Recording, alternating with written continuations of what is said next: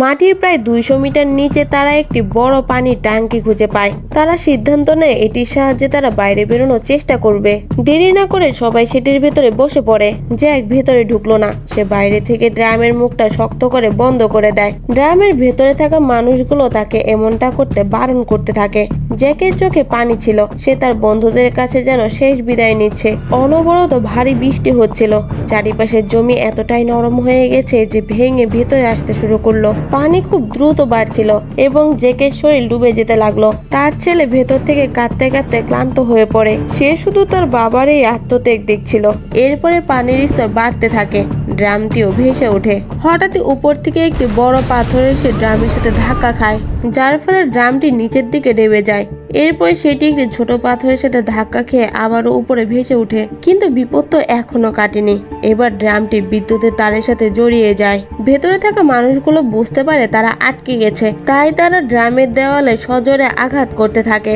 বাইরে বেরোনোর চেষ্টা করেও খুব একটা লাভ হচ্ছিল না। এরপরে সবাই মিলে পুরো শক্তি প্রয়োগ করে কয়েকবার চেষ্টার পর অবশেষে তারা তার থেকে বেরিয়ে আসতে পারে। ড্রামটি আবারও দ্রুত গতিতে উপরে উঠতে থাকে। হঠাৎই একটি লোহার ধারালো পেরেক ড্রামে ঢুকে যায়। একটুর জন্য তারা প্রাণে বেঁচে যায়। এবার সবাই মিলে পাইপটাকে ধাক্কা দিয়ে বের করার চেষ্টা করে, কিন্তু পানি খুব দ্রুত ড্রামের ভিতর ঢুকতে শুরু করে। তখনই ড্রামের বাইরে থেকে সজোরে শব্দ পাওয়া যায়। দেখা যায় এটি জ্যাক ছিল। সে এখনো বেঁচে আছে। সে উপর থেকে ড্রামটিকে লাথি মেরে ধাক্কা দিচ্ছিল যাতে সেটি পাইপ থেকে ছুটে যায়। দুপাশ থেকে অনেকক্ষণ চেষ্টার পর অবশেষে সেটি পাইপ থেকে আলাদা হয়। এখন ড্রামটি মুক্ত, কিন্তু খুব দ্রুত ভেতরে পানি ঢুকছিল। সবাই মিলে ফুটোটি বন্ধ করার চেষ্টা করে, কিন্তু পানির স্রোত খুবই বেশি ছিল। তারা কোনোভাবেই ফুটোটি বন্ধ করতে পারছিল না। তাই কোনো উপায় না থাকায় ভেতরে থাকা একটা লোক চিৎকার করে তার হাত ফুটো দিয়ে বাইরে বের করে দেয়, যাতে বাকিরা কিছুটা নিরাপদে থাকতে পারে।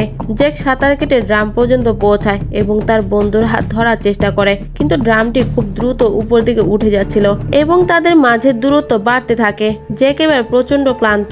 সে ধীরে ধীরে পানিতে ডুবতে শুরু করে। সে পুরোপুরি হতাশ হয়ে পড়ে। ধরেই নেয় সে আর ফিরবে না। তার চোখের সামনে ড্রামটি উপর দিকে উঠে যাচ্ছে। হঠাৎই তার পা ড্রামের বাঁধা একটি দড়ির সাথে আটকে যায়। ড্রামটি সোজা দ্রুত উপর দিকে উঠতে থাকে এবং জ্যাককেও তার সাথে নিয়ে যায়। অবশেষে তারা উপরে উঠে আসে। জমিতে থাকা উদ্ধারকারী দল তাদেরকে স্ক্রিনে দেখতে পায় এবং দ্রুত তাদের উদ্ধার করার প্রস্তুতি শুরু করে। কিন্তু ঠিক সেই সময় ড্রাম আরো ফুটো হয়ে যায়। খুব দ্রুত ভেতরে পানি ঢুকতে শুরু করে।